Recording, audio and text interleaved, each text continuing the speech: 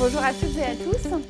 Il y a actuellement chaque année plus de 2 millions d'interventions chirurgicales pour de la réparation osseuse, mais malheureusement il n'existe pas de solution thérapeutique qui soit parfaitement satisfaisante et notamment pas de solution thérapeutique qui permette à l'os de repousser et de recouvrer l'ensemble de ses fonctionnalités.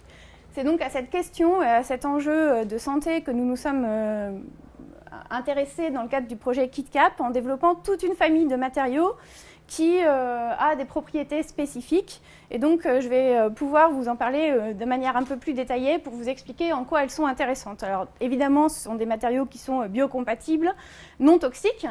C'est aussi des matériaux qui sont résorbables, c'est-à-dire qui vont permettre de laisser la place à la repousse osseuse, mais aussi la favoriser grâce à des compositions particulières qui associent à la fois une phase organique, et ici nous avons choisi de travailler avec du chitosane, qui est connu notamment pour ses propriétés angiogéniques, c'est-à-dire qui favorise la croissance vasculaire qui est importante pour irriguer la repousse osseuse.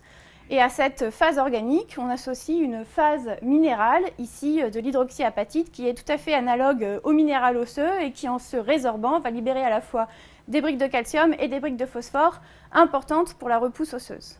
Alors, dans le cadre de ce projet, on s'est basé sur deux approches complémentaires qui ont été développées dans les deux instituts Carnot partenaires du projet et qui nous ont permis de développer des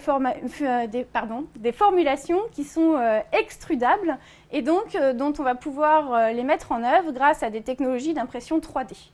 Par ailleurs, ces formulations qui sont basées sur une consolidation de la pâte après extrusion avec un phénomène de prise ou de structuration en modifiant l'environnement du matériau, par exemple les conditions de pH, permettent de ne pas mettre en jeu des températures élevées qui viendraient modifier ou dénaturer à la fois la phase organique, la phase minérale, mais aussi ne nous permettraient pas à terme, par exemple, de choisir d'introduire dans ces matériaux des molécules actives qui peuvent, elles aussi, favoriser à leur tour la croissance osseuse.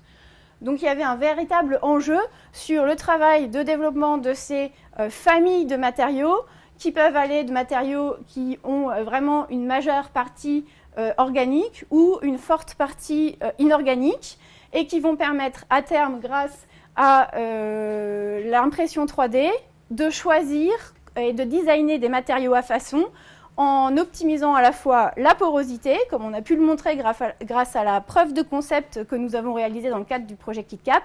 mais aussi des endroits avec des compositions plus organiques qui vont favoriser la repousse, par exemple, des vaisseaux sanguins, ou des endroits qui vont plutôt prêter à la minéralisation osseuse. Je vous remercie pour votre attention.